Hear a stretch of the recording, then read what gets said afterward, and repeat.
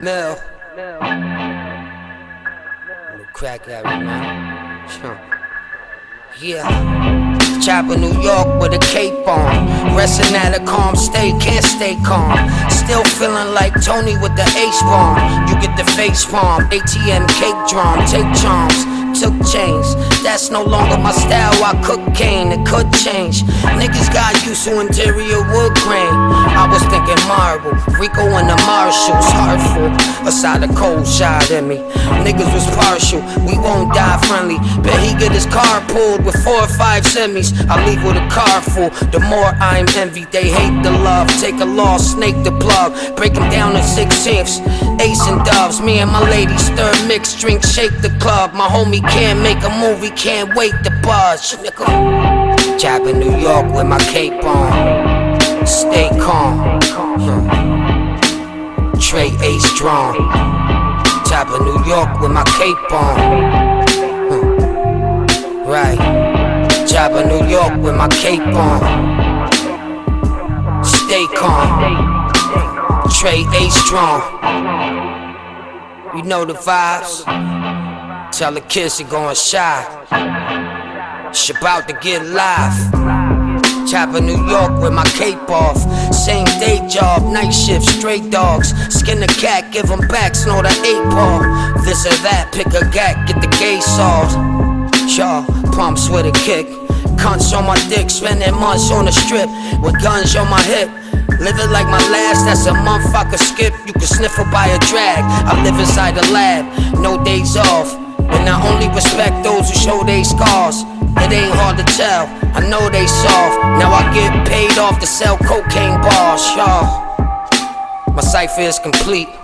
They had me moving like a lifer in the street. If I wife her, I won't cheat. I talk to my money, my coke speaks, nigga. Job in New York with my cape on. Stay calm. Trey ace strong. Top of New York with my cape on. Right. Job in New York with my cape on. Stay calm. Trey ace strong. The hip-hop writer is a creator, composing understanding words of culture brilliance, powering a rebalance of the elements equally. Pages of rejuvenated reaffirmation, simply the almighty leadership of insightful craft work that stands to build through any conversation born to be. Yet his daily duty is as a journalist that questions properly and uses his ears to filter the real. And as the art decays by dilution, he concentrates the best again and again, exposing it in the print. Today's journalist and tomorrow's historian he listens to share. Here is that necessary attempt executed again and again and again and again. This is the Power Right Show on S.STREET Media. This is your brother, the lone low life, with the home-sewn garment, the Boricua with the build, the true and living God, stepping in score, Sunya's Law, a.k.a. Skillustrator Low. And we're on S.STREET Media, the evolution of media, where every intrigue will have its own show, every incredible thought will have its own episode, and every timeless insight will be archived. This is about my element of hip-hop, this show, what I call the writer of art on art and science of music. The only show in history on the hip-hop element that I, a veteran of over 20 years, helped to pioneer. So before I get into that and all the fun promotions and everybody give me lots of money by the end of the show and I'll be rich, so we haven't had a show in a while, so I always like to start with a little, a little salute addendum to the last show, the 60th show with Chilo and Main Event. It's not even uncommon to have such great revolutionary thinkers, actual educators out there, and then making dope music, making beats, making rhymes, dominating in different ciphers, whether it's the poetry ciphers, whether it's all these in the published field as authors, as published poets. It's just two incredible brothers, though. So, go to Chilo and Main Event, M-A-N-E, event. Chilo, C-H-I-L-O, Chilo, N, the word end, Main Event. .bandcamp.com. It's one of the best albums this year, and go back to that conversation that we had because you hear everything that we were talking about, and you know, as a side note, we talk about like education and using hip hop as education, which is a bigger field now. There's also a good album, a really good album by John Robinson and Jay Rawls, and they just call themselves by their initials JR, Jayare, JR, and the album is called Youth Culture Power, and it comes actually with a book. It comes actually with a published book about educating youth using hip hop and the idea of hip hop culture as a curriculum. And it's not so much like, everybody in the class is gonna rap. The premise is really about this idea that using hip hop, you're actually using a critical component of a people's culture to actually teach them, which is groundbreaking and always holistic and always revolutionary by any mean, by any method taken in the school system. You know what I mean? And it's got other educators on it though. So it's got Sadat X though. I'm surprised that they didn't reach out and get J Live on the track, because J Live was also, an educator in the public school system, particularly Brooklyn. It would have looked nice. You know what I mean? So I gotta when I see John Robinson and stuff, I gotta tell him maybe do a remix with J Live or get brothers Chilo and Main Event on a remix. But hip hop music today is filled with really genius thinkers. You know what I mean? Like if you started to listen to all these records and then start to research some of the ideas that come out in these records, like we always used to do. We research names we heard. We research places that we heard. We do all that. But also, and of course we learn cadences, inflections, the nature of certain things, places, people, places, and things.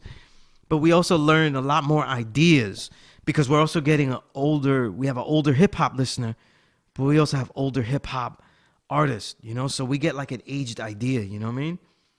Good example of that. Off air, we were here playing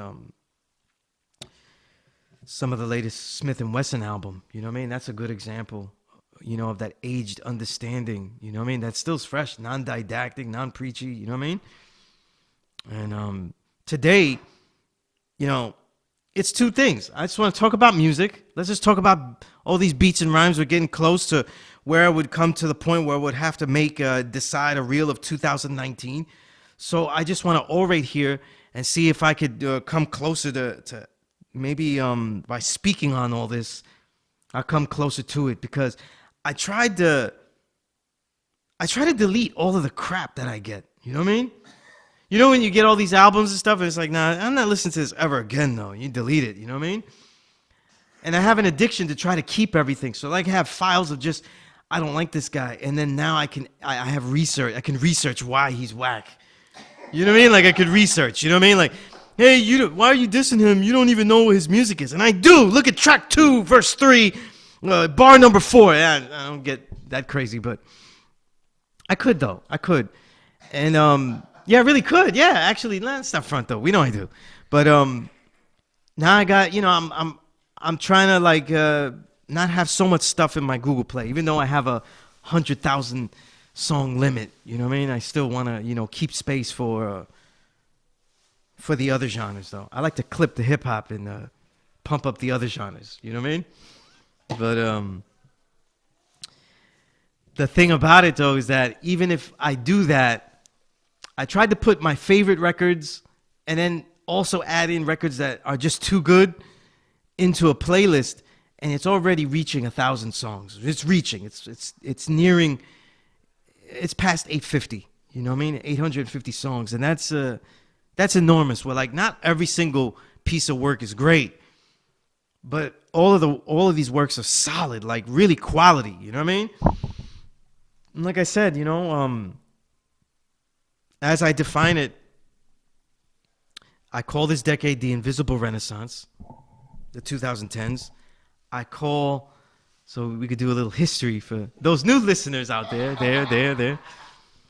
I call the 2000s the dark ages, and of course I leave it with the labels given. The labels given, the 90s, clearly the greatest recorded era in music. And I like to, for me, the golden age, I like to go 86 to 97. Just really, I had in 98 for a particular reason. 86 to 98, you know what I mean? I'd start with Rakim Records, BDP, you know what I mean? Just recorded era where there's a wealth of recorded records. So we get the amount of records, you know? And I'd leave off at 1998. You know what's interesting? 1999 is one of the years where you saw a massive influx of albums being dropped compared to the year prior. You know, just like I documented in my book, The Filtered Real, Essays from the Invisible Renaissance, 2018 had a slight difference from 2017 because there were select artists that were dropping a lot of material, like multiple albums. The decade starts off with, I would say, really Thurston Howell III's call for low-life artists to flood the market. You know what I mean? And I'd speak to all these low-life MCs, and they would be like, hey, this is part of the flood. We're just dropping all our good stuff. You know, everybody, J Love, Concealed Weaponry, Wise Ruler, you know, like you had all these artists, you know what I mean? Spit Gem, Shaz, you know, a multitude of artists, affiliated low lives, loosely affiliated low lives themselves, and just dropping a wealth of material. But until 2018, you weren't really seeing a massive amount of artists just releasing like 3, 4, 5 projects a year, you know what I mean? And then also the confusion of what is a project, you know? So like now today, 25 minutes is an album, you know what I mean? 25 minutes is an album. Like I try to document it like in my mind, like an SLP, like a short LP, you know? Because, you know, LP is a long player. That's hardly a long player, but right now, 7 good songs is qualifying as a long player. You know, you add a few skits, 10 tracks, this is a long player. You know what I mean? Like we just played Ito and, what's the name of that record? Ito and Mill Beats, I get the name of the album.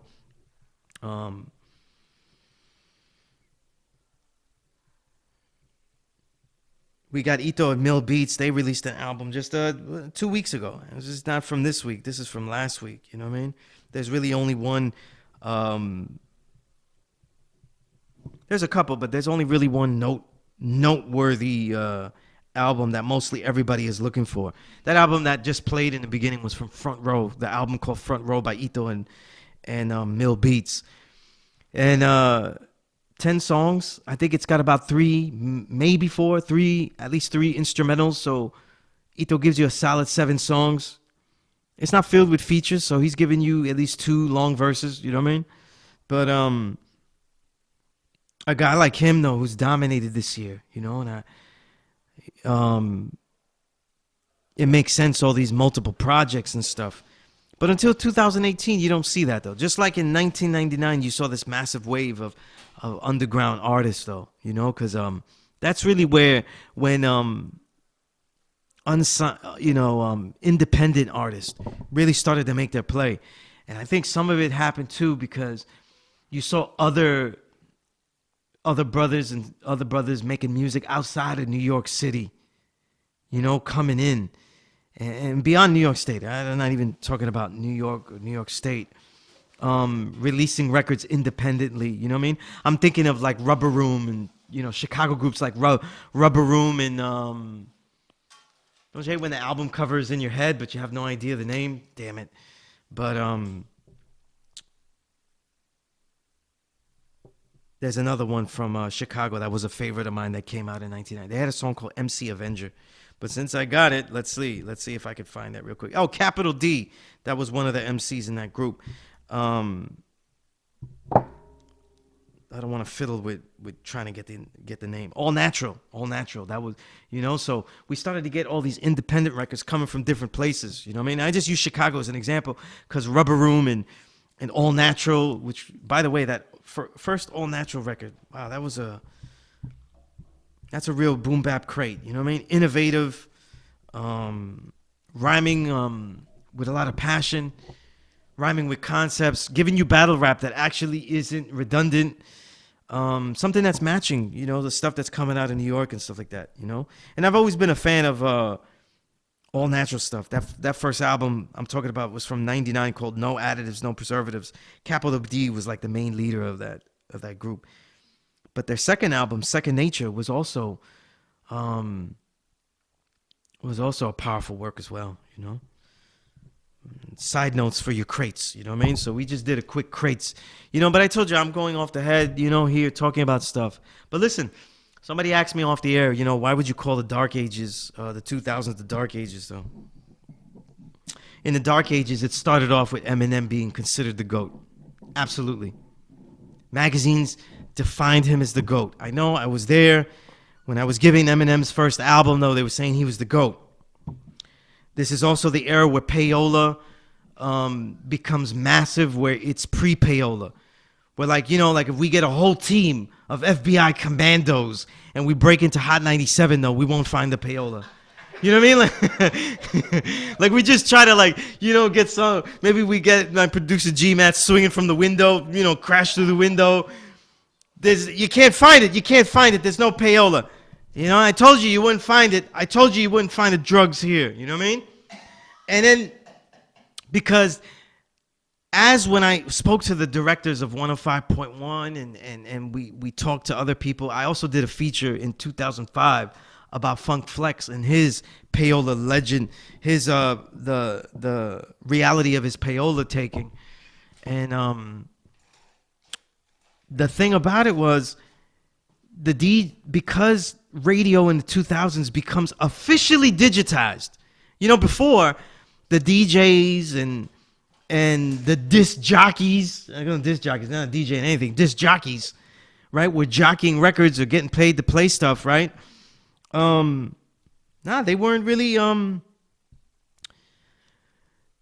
they were just choosing bad records. You know what I'm saying? So we have an era in the 90s where you get the stories where Funk Flex didn't Protect Your Neck. You know what I'm saying? And you get stories like that because, sometimes a DJ doesn't know a damn thing about a good record. You know what I mean? Or give a shot to a good record, and that's a shame. But the thing about it was, by 2005, I mean, it's way past due where payola has been digitized as a meeting ground. I want to kind of, let me see if I can construct this right now, stream it consciously, as the transatlantic, slave trade. You know what I'm saying? So we have 3 points of intersection here, and we would have the radio, we would have the record label, and then yes, we would have the artist themselves, or as I like to call properly in the 2000s, the performer. The performer. He's not an artist. You know what I mean? He's not making art, though. He's just doing performances that get him signed. So I always like to use my example of Eazy-E. You know what I mean? A rapper that we all find endearingly savage, and unable to write the complex lyricism that Ice Cube was known for example. And then when we argue, say, I like Eazy-E. He's got all the tools, man, but he don't write his own rhyme. And then you would go, but he's not really that good, so it's okay, but he only knows about stuff that he lived, the street-ish, and he doesn't know how to articulate that. We have all these reasons, and it's true, word. And we go, salute Eazy-E, you know what I mean? And when you hear an NWA record and you hear Eazy-E, you got an MC with all the tools, besides, writing his own lyrics and stuff, right? So when the 2000s come, because people have become clever, because they become intelligent, you get the Lil Waynes, you get the Ludacris's, you get the guys that are going to college and they're cleverly making stupid music. You know what I mean? I bugged out the day I found out, and it was an issue. I was at the source, and they're doing an issue. You know what's funny? Certain people at the source, they knew more about everybody's given name, their birth name, how they were raised, the bio details. And they didn't know anything about the catalog. It was like the, Like, you know, when Nas does the UBR, the autobiography of Rakim, and he's like, his wife's name is Fifi. And I'm like, I don't know his wife's name, but I know all the records that he came out with. It was like that in the source. They knew the guy's life. You know, he likes to golf in his free time, and he likes to read novels by Jane Austen, you'd be surprised by. But they had no idea what records he was making, who was producing, this and that. They were not familiar with things. You know what I mean? And so we did an article about the college, the level of college and education levels that certain rappers have passed. And I was like, wow, these guys may have done better in college than I did.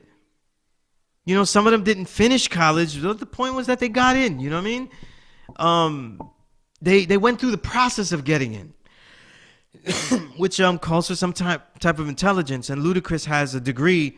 I got to look it up. You listener, stop this right now, pause, and look it up. Because I forget, because I don't want to know this stuff. I don't want to know this mundane information, only to make the point that I'm trying to make. They've already made the point. You know what I mean? I can remember different things now, right? But they know more. They know about the actual, they have degrees in the actual radio and business, music business industry. Whereas I'm learning it piecemeal. You know what I'm saying? I'm a fly on the wall seeing stuff that's atrocious. You know what I mean? Jizza had the record, the A&R with his, right? And I'm, really he was describing some white man that plays an electric guitar and everything. And I'm going, and I remember the day I saw the white guy playing the electric guitar with deep pockets. I remember that day. You know, they had okayed, I'm not going to say what label or anything like that, but they okayed the record. Everybody was like, and they were like, hey, intern. I was the intern. He said, you with it? I said, yeah, it's good. I thought it was all right. You know, that's the best they're going to do. So I always give the thumbs up. You know what I mean? Sometimes, you can't tell a person to fix a record that, they can't fix. You know what I mean? I score a layup. Nobody's going to say, Sunyas, go dunk it. You know, nobody's going to do that. I can't dunk. So that guy comes in. I said, this is a guy with deep pockets. I've never seen him before. You know what I mean? Sits down, crosses his legs, as only the cliche European man can do, you know what I mean? Leans over to his side as he crosses his legs, And he said, where are the radio hits here? And they play some of the cuts, and he has a furrowed brow, and he doesn't flinch, and everybody's getting nervous. They're looking at each other to see who's going to make the pitch. You know what I mean? Like, who's gonna take a shot to seal this deal with this record? You know what I mean? And I gotta tell you, I think the realness in me passed out. You know how they go, keeping it real goes wrong? I just froze up. You know what I'm saying? They always talk about, all the hip hop records about, like G-Rap says, that ain't, you ain't hard, you're just scared stiff. You know what I mean? And when the realness comes, you get shook. Well, when the fakeness came, I got shook. You know what I'm saying? I got shook when the fakeness came. I wasn't ready for the fakeness. The realness come, I was ready. You know what I mean? When it was bad or it was positive, the fakeness was overwhelming. For the life of me, I didn't know what happened though. You know what I mean? These lights, they're getting to me too though. I'm reimagining the day. The stress is hitting me. You know what I mean? And I don't know if it was okay or not, I don't know if they took him outside the room or they whispered to him and said, hey, we could always go back and do a remix, and do something else. I don't know what happened. I think I blacked out. You know what I mean? Because the year was 95, 96. It's one of those. I'm not going to say which one. The peak of hip-hop. Cuban Links. All the way to Atlanta Atlians. I loved all these records I was buying. If you bought a lousy record, though, you curse the person that even gave you a suggestion because you shouldn't have had a lousy record in your selection. And if it happened, though, you messed up. You messed up. And so I blacked out, I think, for the sanity and the love that I have for hip-hop. I don't know what happened to the record. I don't know. I blacked out. I don't know what happened. And that's the end of that story. I just can't talk about it anymore. It's traumatic. It clearly is traumatic. You know what I mean? But the thing about it though is that in these dark ages, the sound of the music became diluted, became commercialized. And what do I mean by it? In the 1990s, the record labels didn't understand the lyrics. You understand what I'm saying? They couldn't tell a 5% reference from a custy lingo. You know what I mean? They couldn't tell the difference. You know?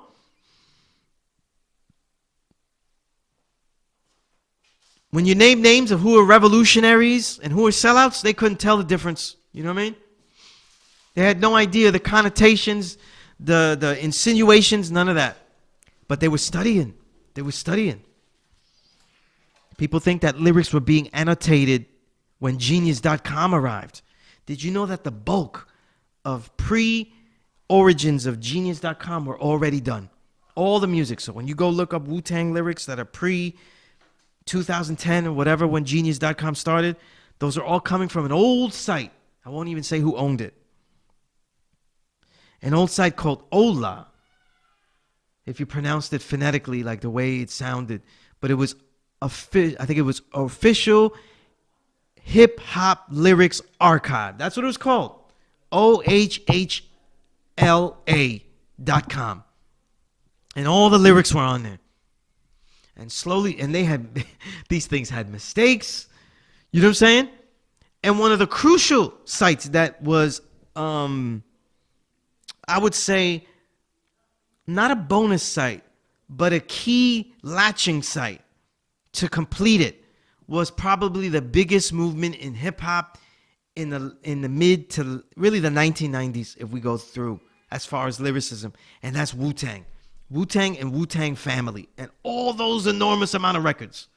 That incredible wave of records in 1998.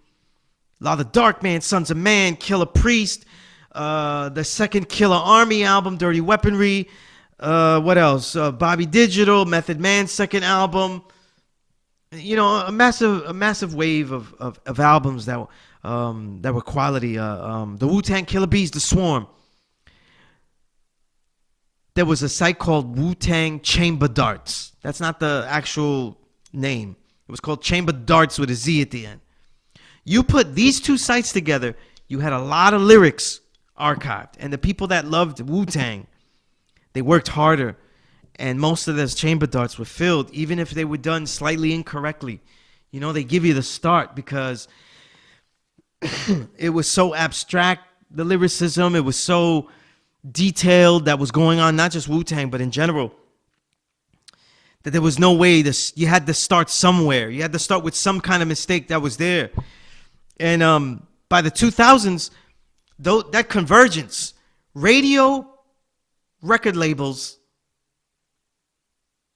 and the performers, the would-be performers, though, the future sellouts, all converged, you know what I mean, in this trans sellout, you know, slave music trade. I don't know. I'm working on this one. I'm working on the viability of the sound of this, you know what I mean? But, so you have performers, though, that are deliberately dumbing down their lyrics, justifying it that the people don't understand this. They don't understand that. You know what I mean? The media is exalting artists that hardly have made incredible works. You know? I was in those ciphers. I was in those ciphers when Eminem was considered a genius. Let's pause right there for a minute. Considered a genius for rhyming like an auctioneer. Do I have 25? Do I have 200? Do I have 300? Do I have 400? Do I have 400? Right? For the wigger in the back. You know what I mean? I don't know. But, and boy, by the side note, I'm going to talk about this later, though. But boy, you know, what a great sequencing job on that Griselda album. I'll talk about it later. Right? But, Eminem was considered legendary already. Go look it up. Go look it up. Rolling Stone, all these places, though, they were doing just like they did with the Beastie Boys. You know what I mean?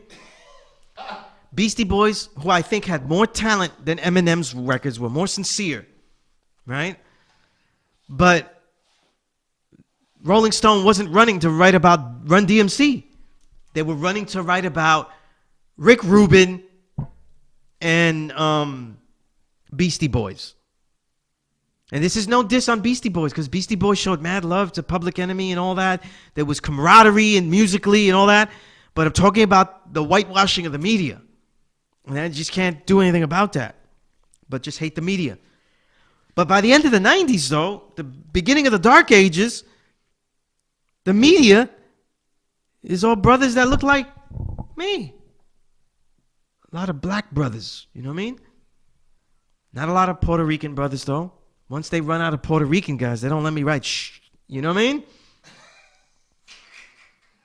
Yeah, we did Fat Joe. We did Beat Nuts. We did Beat Nuts. You want to do Mountain Brothers? Mountain Brothers was the Asian group, so they figured out something for me. Thank you. You know what I mean? Great group, by the way. I always love that group. I'm just saying. You know what I mean? I was like, hey, let me do Goody Mob. You know, let me do Goody Mob. A big fan. I don't know, you know? And back then, they used to give you a trip down to Atlanta. You know, you get a trip. You're not going to give me a trip to see Puerto Ricans. I'm around them all day. You know what I mean? Here's this piece. Go back home and talk to this Puerto Rican. You know, like, I want to go on a trip, man. You know, give me a trip. Give me a bus ride, something. You know what I mean? So, in the Dark Ages, 2000 is like a great year to see that set off, because while the whole world thinks Marshall Mathers LP is the greatest thing since Hot Sauce, and it is a quality album, and it's not whack, but it's not my cup of tea. And by the way, as an album, though, it really fizzles in the second half. It really fizzles, though, because you're like, oh, this guy with the trailer, you know, okay, I get it. All right, you hate your mom, you hate everybody, you know, he buried everybody. I think he buries everybody too fast in the album, right? Did he wait? I don't know. I don't remember the sequencing of the album, though, you know? But the trailer trash stuff gets dead for a while, and the gimmick of dissing pop stars, you know what I mean? It just, I saw it as it wear thin immediately with me, where it was candy corn for everybody else, you know what I mean? And the media became leeches, and they saw the opportunity to make lots of money putting people like that on the cover. Whereas the greatest records, two of the greatest records I've ever heard in my life, though, came out in 2000. Ghostface Killer's Supreme Clientele, that changed lyricism abstractly. Ghostface was already rhyming abstract from the beginning. And once Iron Man comes out, Iron Man, he was abstract, where you were like, wait a minute. You know, what the hell was he talking about? Wait, he's playing with the poetry, you know what I mean? You know, Wu-Tang Forever, his verses are dynamic, you know what I mean? Except for the incredible verse, Jamie, on Impossible, right? Which is one of the great storytelling verses of all time. The rest of his verses are really abstract battle bars and dynamic. They're dynamic, you know what I mean? Here's a tennis court for your birthday, you know what I mean? The politic with Sade, you know, like all these stream of conscious things, you know what I mean? He was hitting on what was the name of that song? It's Yours and stuff like that. Oh man, it was just impeccable stuff, and he hit it on Supreme Clientele, you know what I mean? Not the first to go abstract in certain levels, because Redman's There Is a Dark Side, oh my goodness, my producer, not a fan of that album, no, I love it. I love that album. I think it's one of the greatest albums I ever heard. I think it's the best Redman album, even though Redman doesn't think so, you know? But a lot of artists don't like their best work because they think about the work with what they were living. You know what I'm saying? What they were living, you know what I mean?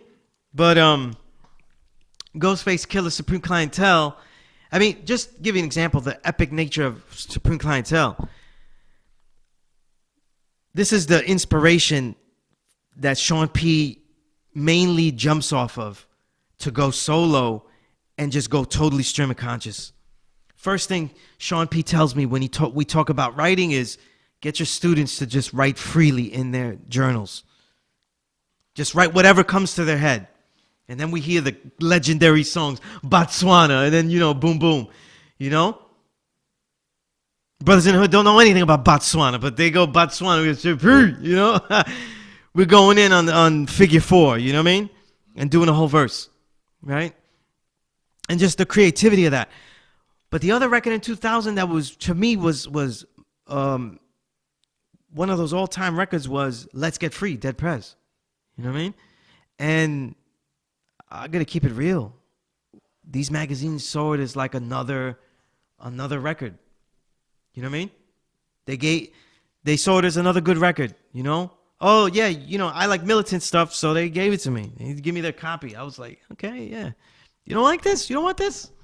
You know what I mean? Impeccable record. You know what I mean? The vibe that they had. And by the way, I think one of the most, because it's a sophomore record, you know, and people always, if the sophomore record isn't as good as the debut, it always gets forgotten. But a sophomore record that's really strong is Dead Prez's second album. You know what I mean? The RBG album, you know, with the red, black, and green. It's not as good as the first album, but it's really good. You know what I mean? And it's got that Kung Fu song, Way of Life. So I love it. You know what I mean? I love it. That's that. Yeah, I love that song. You know what I mean? But it has a lot of great songs on that. You know what I mean? 50 in the Clip. You know, these are for the gym. You know what I mean? These are for the gym. This is the workout. You know what I mean? This is for the dojo. You know what I mean? This is for working out, you know? Classic stuff to me, you know? Favorite stuff. But the Let's Get Free album was classic stuff, and they did not get the praise. Some of those beats were next level. The way that they were producing, they were giving their records a bounce, but it still had East Coast drums, still had New York drums, and still was keep it true that filtered, you know, reality, you know, where the drums, you know, are dungeony. You know what I mean? And but a lot of stuff got lost in 1999, 2000. You know what I mean? And by the 2000s, the hardcore music gets diluted as well. So the best example I always give for that, you know what I mean, is when you have what's his name? Big Pun. Best example. Big Pun, debut record, Capital Punishment, 1998. The last year of golden era music, because you had Gangstar's Moment of Truth, Outkast, Aquemini, Lauryn Hill's Miseducation of Lauryn Hill, the massive wave of Wu-Tang that I was just mentioning, right? Bobby Digital, all that, right? You got to put all that in there, which includes Killer Priest, Heavy Mental. These are must-have records. You got to have that record. If you don't, your collection sucks. Your collection sucks. Just call 1998 and cash out for 1998. You know what I mean? But, you know, it's like having a 1959 jazz album collection. You don't have Kinda Blue. You don't have Sketches of Spain. What are you doing? You know what I mean? You know, you failed 1959, you know? But if in that year, 1998, you also had Big Pun's Capital Punishment. By the way, I'm that guy that, you know, I do choose when they do the Pun versus Big battle. I always choose Pun over Big. He was more talented. He had more skills. You know what I mean? I think it's unfair in a way, though, to compare, because I think that there was more freedom for Pun to make music than it was for Biggie. You know what I mean? I don't think that Biggie was an environment to make music. Just because you listen to Ready to Die or Life After Death and you hear a diverse record, you're hearing a complete pop record. You're not hearing an MC able to talk about whatever he wants or being forced to talk about all types of things. So we don't know what depth Biggie would have had. I think that's unfair, you know, on that part. But the reason I bring up Biggie with Big Pun is that Capital Punishment literally is Ready to Die 3000. You know what I mean? If you took the entire formula of Ready to Die and augmented it with steroids, you know, it's like Barry Bonds' Ready to Die. You know what I mean? Like, it's got everything. It's done more precisely, crisply.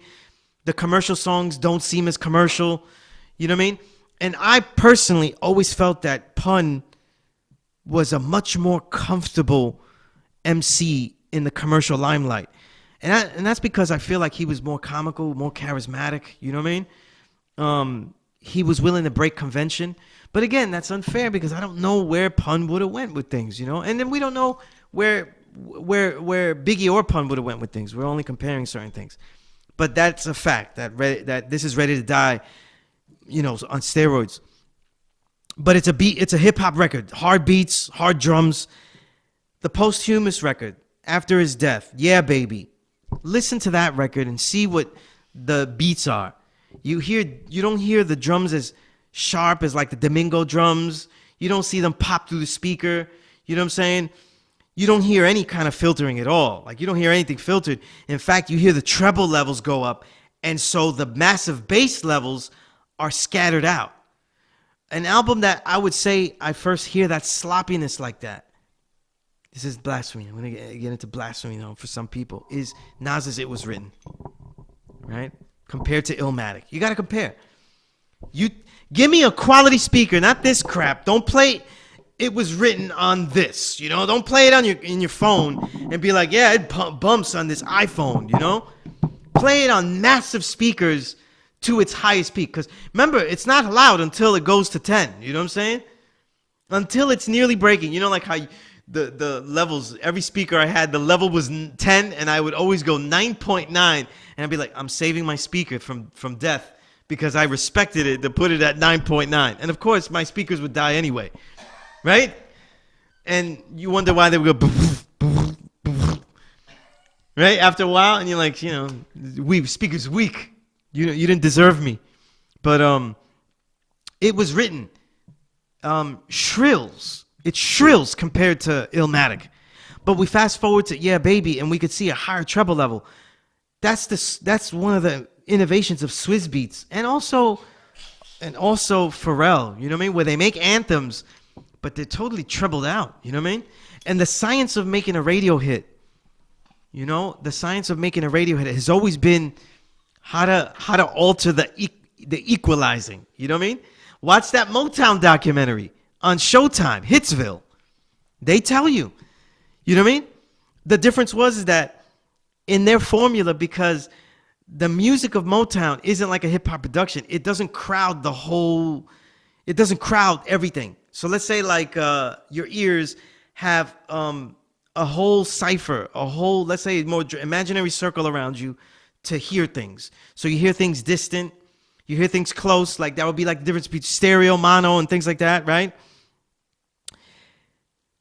The Motown track doesn't have those effects. They're not drowning things out. It's not early hard rock. It's not a Led Zeppelin, you know what I mean? So their hard drums can snap through, and because they were jazz musicians, they knew how to space tracks. So when they popped out some of the drums or diluted certain aspects, you still saw a quality of musicianship, because these are really quality musicians. They just knew how to play, you know what I mean? And again, it wasn't a digital era. It's still live music, you know what I mean? In the studio. But listen to Swizz Beatz, you know, it was primed for tinny speakers, you know what I mean? A tinny sound, you know what I mean? It's like boom bap for, you know, girls, like boom bap for little girls, you know what I mean? And then now you could do pop hits with a hard beat, you know, and have Ja Rule sing, baby, baby. I'm gonna get these, baby. This is it. And don't tell me it wasn't the Dark Ages, though. I wasn't hearing hard music out there. I was hearing Ja Rule. The Hardest Brothers were playing Ja Rule sing-along songs. You know what I mean? It was like a gutter Sesame Street out there. You know what I mean?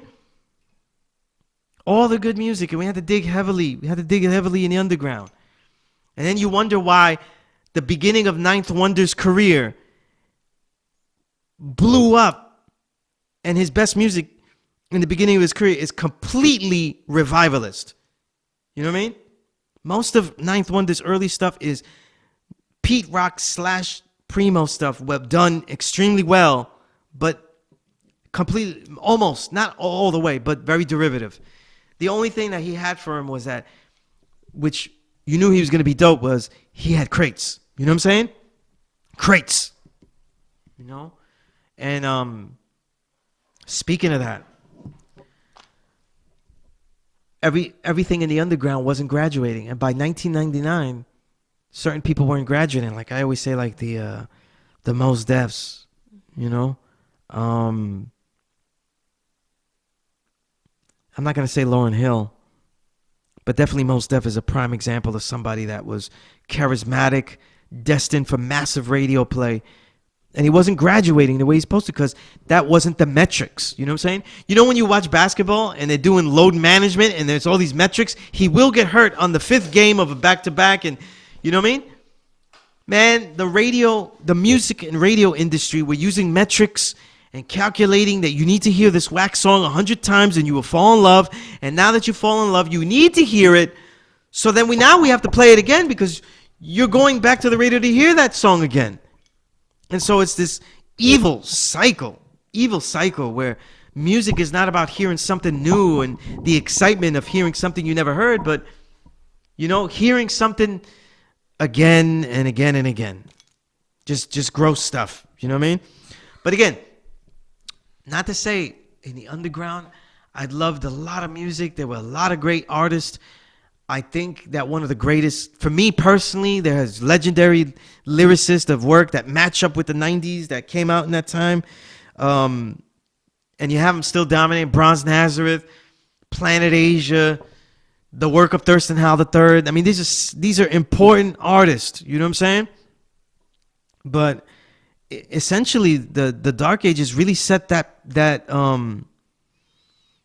they gave that palette. They diluted our palette and they set that blueprint up where you could hear stuff on the radio and people go, "How the hell did this happen?" You know what I'm saying? How did this happen? We go back. Right? Remember when everybody in the 2000s, they were using 808 drums? He goes, yeah, it's paying homage to Run DMC. And they labeled someone going back and taking it back instead of properly labeling it as digression. They don't know how to use the machines. They don't know how to sample. They don't know how to make music. You know what I mean? Oh, yeah, by the way, let's end this segment here. 2000s. This is where I get the imaginary domino and I smash the win on the table. Reggaeton. That's it. You know what I'm saying? Reggaeton, though, is more evil than any trap song you get heard. Reggaeton has killed genres all over Latin America before you even moved and grooved in your trip to Miami, Florida. You know what I mean? You don't hear salsa on the radio. You don't hear bachata on the radio like that. You don't hear merengue on the radio. And you certainly don't hear other Latin genres like a cumbia or anything like that ever on the radio.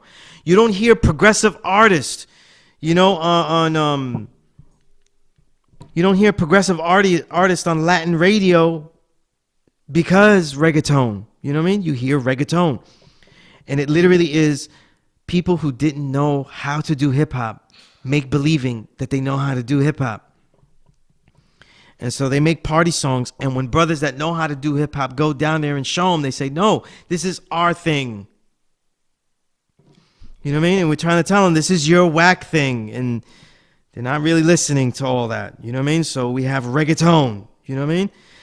So even innovative groups that blend so many things like La Santa Cecilia and all of that, they don't even get any play. You know what I mean?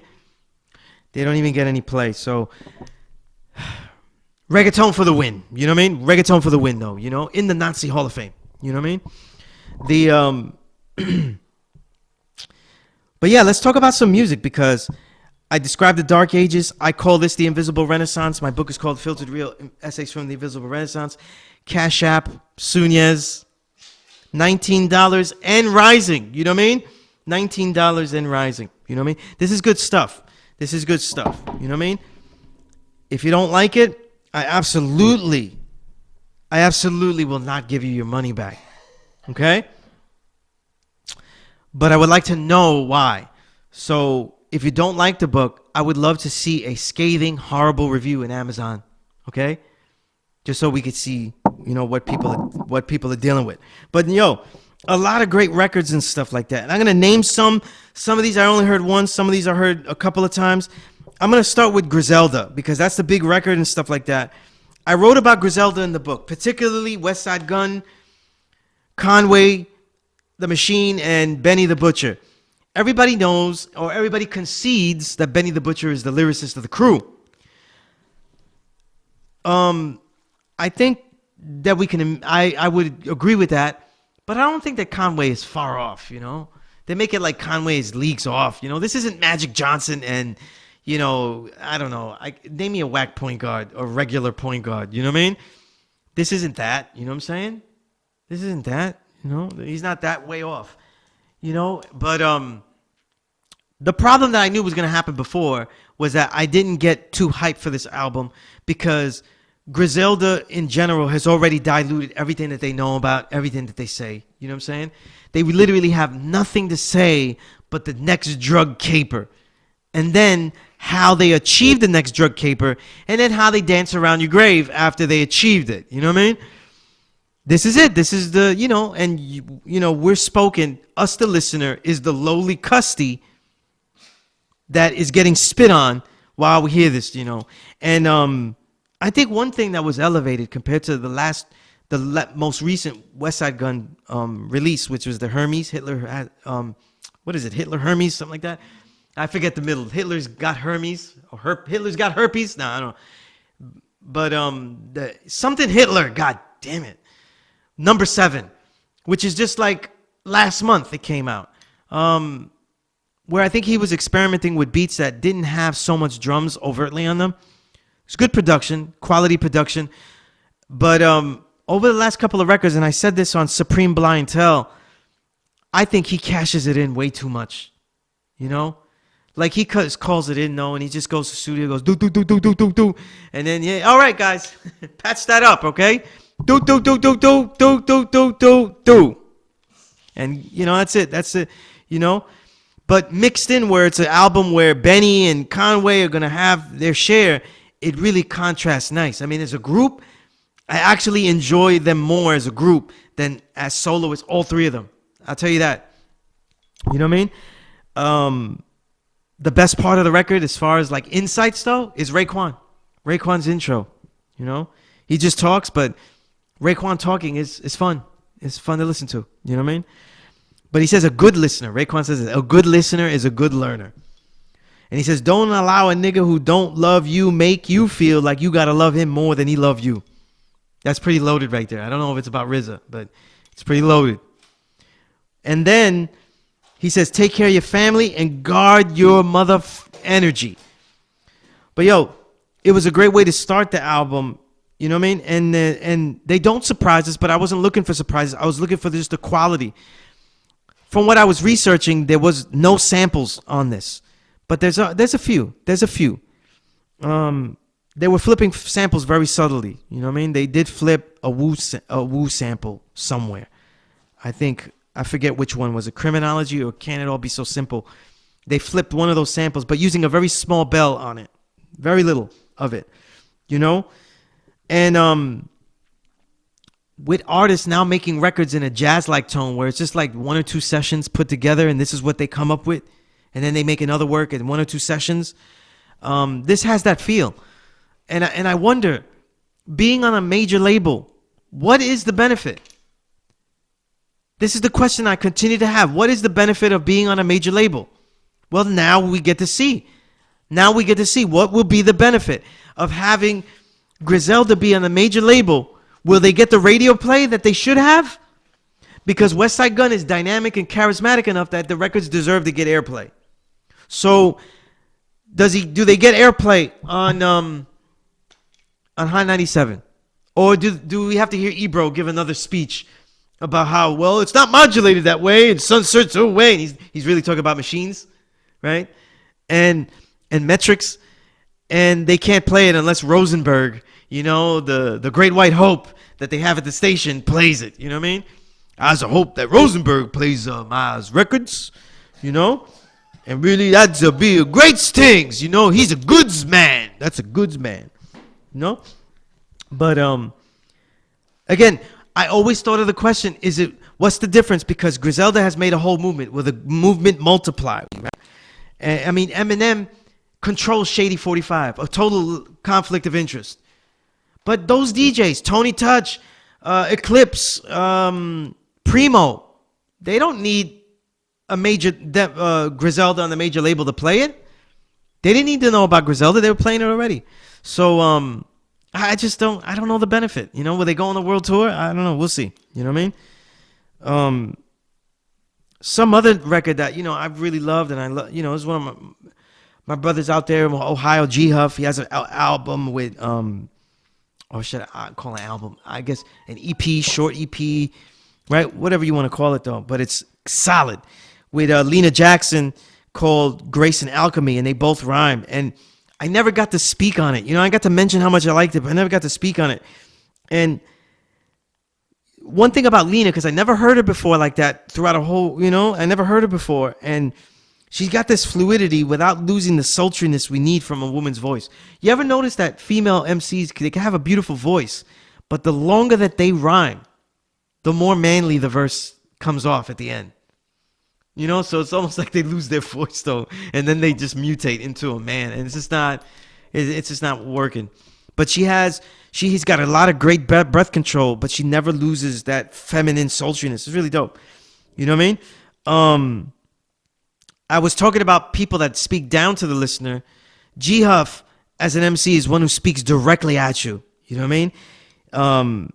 He's a soul man. You know, he's got soul. And, you know, what else are you going to get from Ohio? You know what I mean? The home of some of the greatest funk bands of all time. You know what I mean? A funky brother. You know what I mean? Like soulful. And, you know, and it's like almost where an aging of wisdom has actually multiplied his understanding. And we hear sincere thoughts with perfect diction, clarity. And again, the thing about G-Huff, like a lot of brothers out there, when they master the emceeing, their inflections become dynamic. You know what I mean? And it's just fun to listen to, man. It's, you know, it's naturally inflective. You know what I mean? As opposed to deliberately inflecting, like let's say Tupac or Pharoah Monch. You know what I mean? It's more a natural tone. And songs like Black Babies and Blue Steel, you know, the effortless, the way he relates our righteous rage in the smoothest of manners. There's no preachiness in this though. This is just songs of our times, about our times, you know, done excellently, you know. And beat-wise, a lot of groove patterns, you know. A lot of groove drum patterns, really dope. I particularly loved Rise Above It All, you know what I mean? And I particularly love that snap snare crash on Black Babies, you know. So that's a short work, but a very dope work, you know. So if you have the chance, you know what I mean, look up G-Huff, Huff, and Lena Jackson's Grace and Alchemy. You know what I mean? Other good records that I'm going to talk about more as we go along. And, you know, as this year with so many great records. Farmer Beats, F-A-R-M-A Beats.